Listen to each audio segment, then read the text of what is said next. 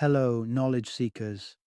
In this episode of 20-Minute Books, we delve into In Praise of Walking, an enlightening journey authored by neuroscientist Shane O'Mara that unveils the profound impact of walking on our health, creativity, and social life. With his extensive research background as a professor of experimental brain research at Trinity College Dublin, and his experience as the principal investigator at the college's Institute of Neuroscience, O'Mara guides us through the scientific layers that reveal walking as a defining trait of humanity.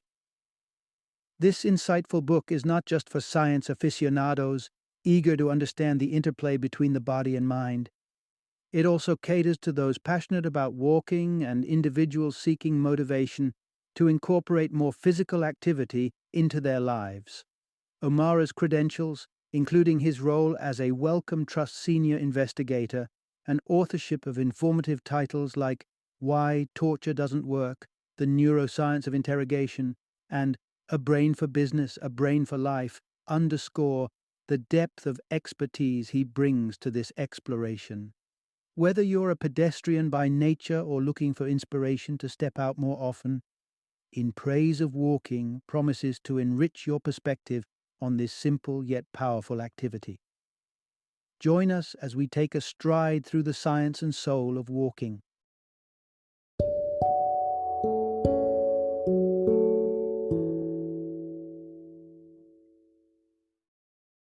In Praise of Walking, the new science of how we walk and why it's good for us. Introduction. The quintessential human experience. Walking and its significance. What truly makes us human? Is it the nimble dexterity of our fingers, the sheer complexity of our brains, or perhaps our capacity for nuanced language? While these attributes are undeniably central to our human identity, there's an element that doesn't always get the limelight it deserves: our distinctive habit of walking. Standing on two legs and strolling with an upright posture isn't just a mode of transportation. It's a hallmark of our evolution, a testament to our survival and adaptability.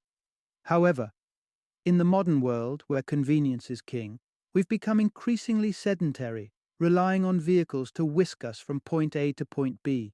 This shift has inadvertently led us to neglect the very activity that helped define us. This narrative will take you on a journey, no pun intended, exploring the critical mistakes we make by disregarding our two-footed nature. As we delve deeper, we'll uncover the physical and mental repercussions of walking too little and reveal the myriad benefits that come from simply stepping out and sauntering around. Through this exploration, you'll discover how our evolutionary journey sets us apart from organisms like sea squirts, the traits that make a city conducive to walking, and how the simple act of walking can unlock a wellspring of creativity within you. As we embark on this path, let's open our minds to the understanding that walking is much more than just a way to get around.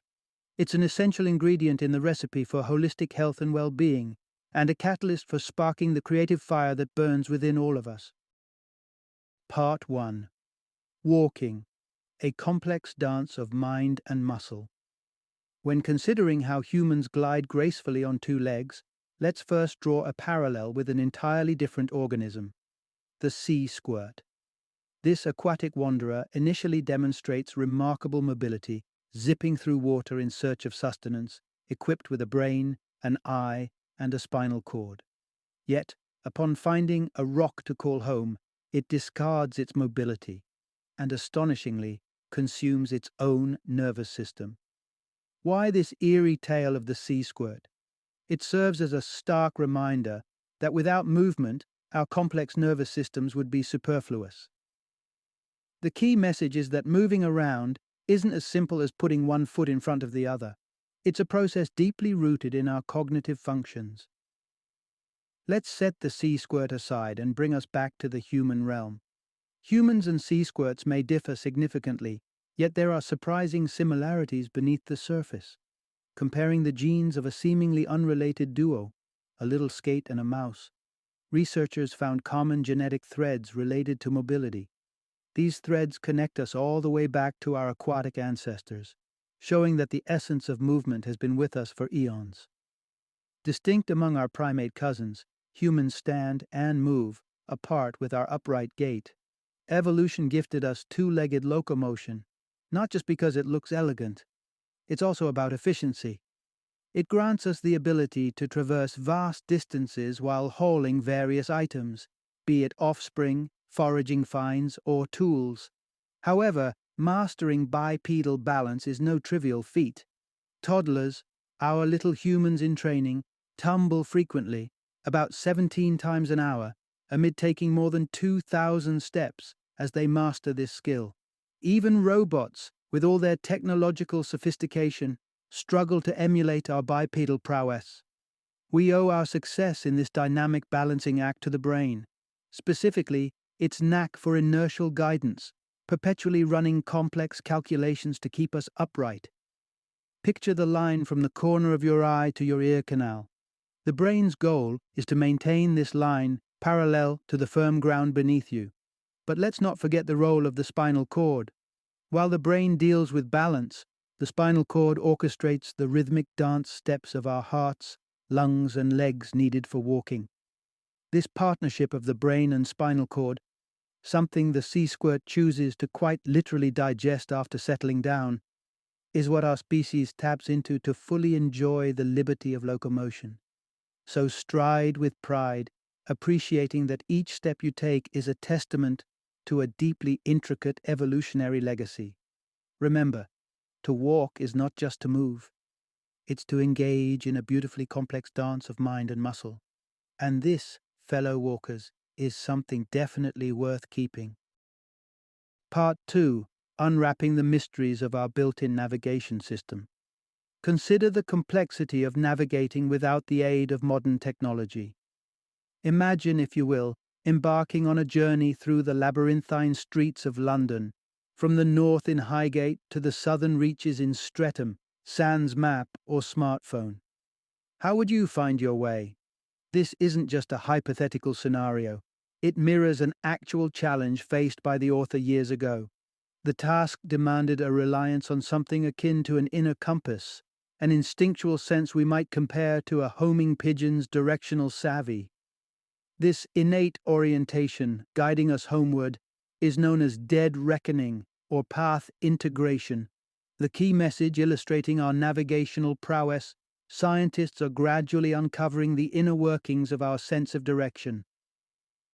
During that map-free traverse through London, it became evident that our ability to find our path isn't just about visual familiarity. Experiments have shown that those deprived of sight, whether temporarily blindfolded or visually impaired, possess a comparable spatial awareness to those who can see. Delving into the cerebral depths, neuroscientist John O'Keefe's pioneering work illuminated some of the brain's most enigmatic features. He found that specific cells around the hippocampus become active when rats enter a known space, lighting up with recognition. These cells, aptly dubbed place cells, are lighthouses of spatial memory, and as it turns out, humans are equipped with them too. But the cartography of our minds doesn't end with place cells. There are head direction cells, our internal compass pointing us in the right orientation, and cells that activate in response to nearby objects. Even the author's own research into perimeter cells has highlighted how our brains engage with the boundaries that define our environments. Imagine your brain as a dynamic GPS system, continually mapping and remapping your surroundings with each step you take. With each stride, synapses fire, cells light up, and we intricately chart our course through the world, tapping into a deep-seated navigational network as ancient and intrinsic as the journey of life itself. Part 3. Crafting Cities for the Walking Era. Imagine a trip to the heart of Italy, lounging in an outdoor cafe as twilight falls. The streets brim with people indulging in the passeggiata, a leisurely evening stroll that fosters community and togetherness. This daily ritual, a tranquil respite from the clamor of daily life, is a tradition we could benefit from embracing in our own cities.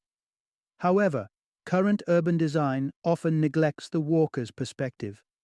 In a world where over half the population urbanizes, with projections soaring up to 80 or 90% by 2050, City planning has revolved predominantly around vehicular traffic, relegating foot travel to an afterthought.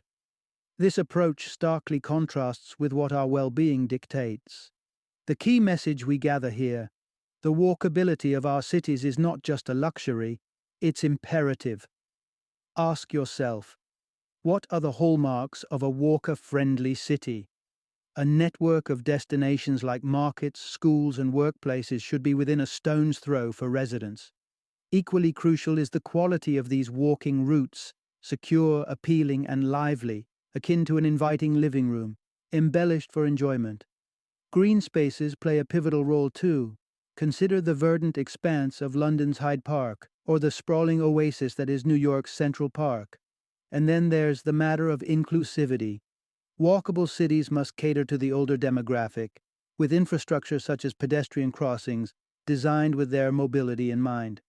Creating walkable cities might sound like a whimsical urban blueprint, but the rewards are massive. The ease of accessing economic hubs on foot stimulates financial activity. Walkability correlates with economic vitality. Some studies even indicate that time spent driving negatively impacts productivity.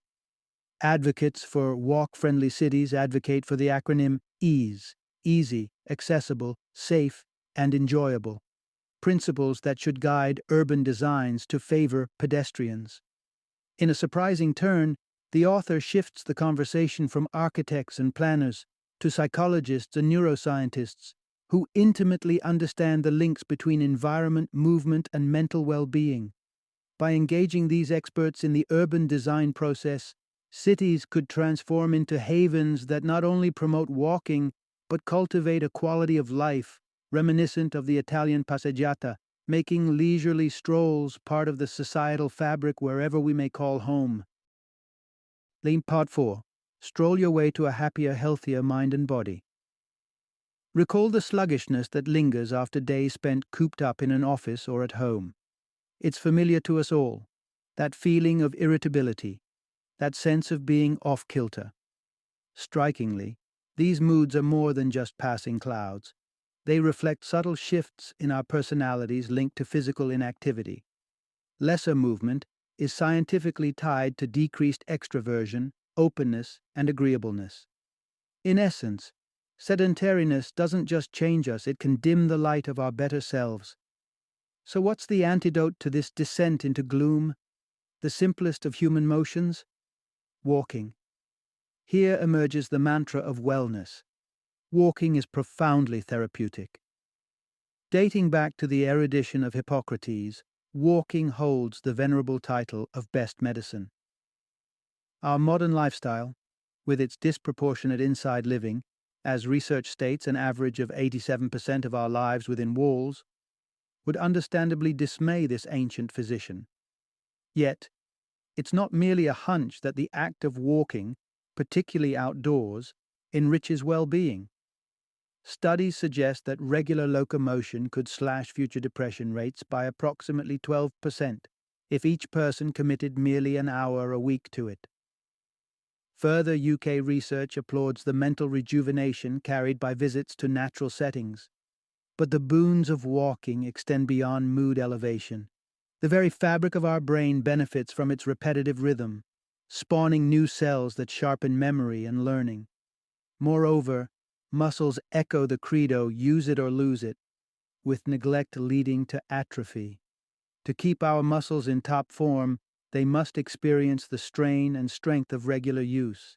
Any exercise can light this internal furnace, but it is the act of walking outdoors that stokes the most vibrant flames of well-being. Ponder a study from Ottawa. Participants walked equal distances but chose different paths, some beside a serene river, others through a somber tunnel. The outcome? The river walkers reported a surge in positive moods compared to their tunnel trekking counterparts. Thus, whether it is cultivating cognitive clarity, invigorating muscles, or instilling peace of mind, walking, especially among the whispers of greenery under the open sky, is your steadfast ally. So lace up your shoes, step out, and claim the enriching elixir that is a good walk. Part 5. Take a walk and let the ideas flow. Picture the cobblestone streets of 19th century Dublin, where mathematician Sir William Rowan Hamilton wrestled with complex problems of numbers. His daily ritual, a 2-hour walk, was about to pay off, not just as a form of exercise, but as a catalyst for genius. One fateful day, as Hamilton wandered, the solution to his intricate mathematical puzzle emerged clear as day, compelling him to etch the seminal equation I2 equals sign J2 equals sign K2 equals sign IJK equals sign 1 onto the side of Brougham Bridge. This spontaneous scribble laid a foundation for quaternion theory, forever altering the landscape of mathematics. To this day, mathematicians celebrate Hamilton Walk to honor that stroke of insight. And so we come to the core revelation. Walking is a wellspring of creativity. The power of a good stroll can't be overstated. It has animated the minds of countless thinkers and creators, from the literary reflections of Henry David Thoreau and William Wordsworth to Friedrich Nietzsche's philosophical epiphanies.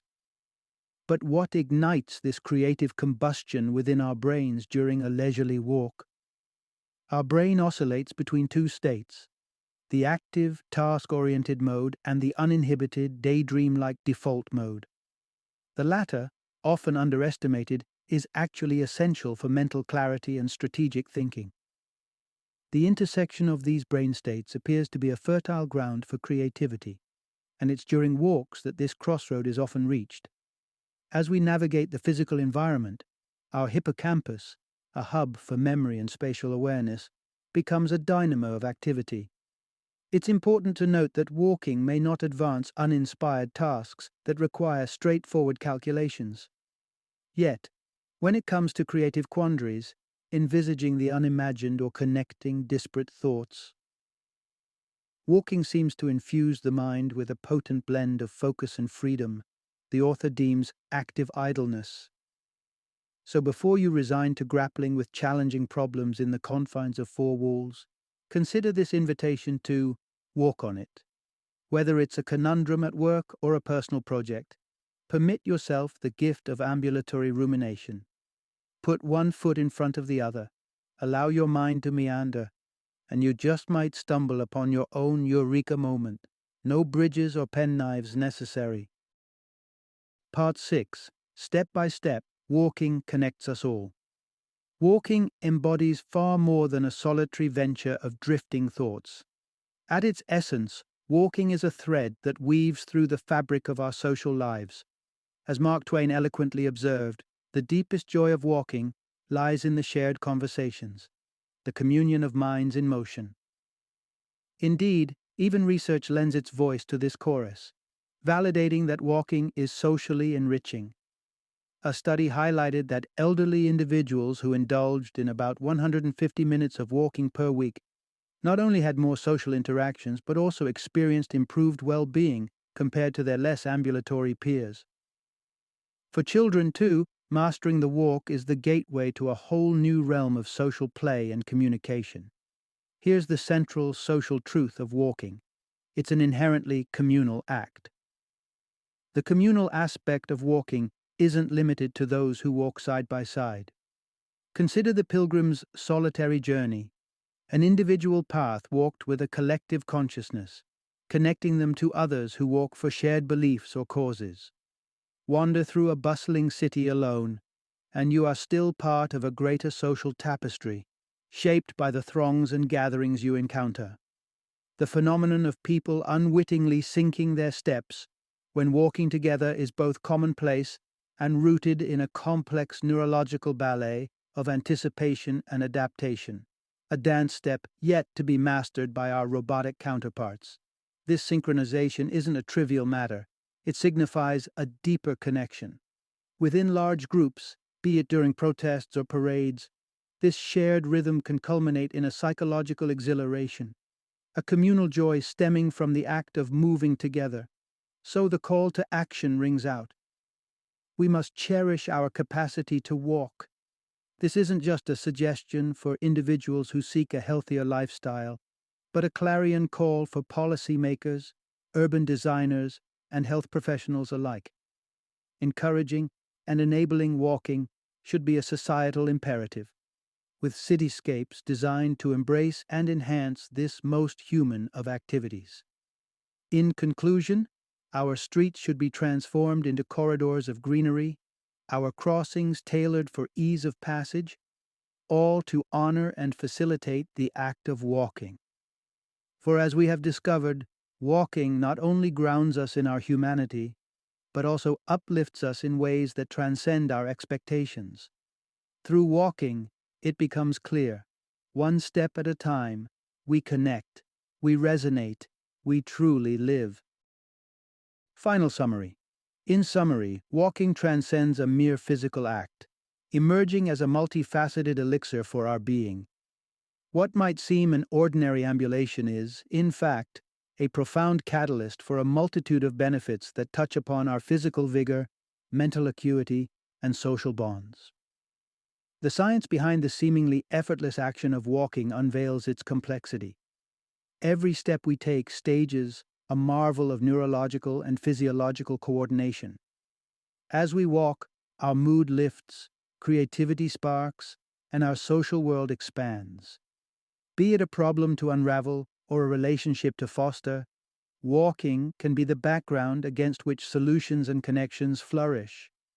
The onus falls not only upon individuals to wear their souls in pursuit of health. City planners and policymakers alike should turn their sights to these truths, sculpting urban environments that encourage, celebrate, and prioritize the pedestrian. In essence, let us not forget the humble walk. It's an avenue toward a richer life, beckoning us to take those steps toward a more balanced, inspired, and connected existence. Whether it's for health, for pleasure, or for a divine spark of inspiration, it's time we all stepped up to the enduring call of the walk.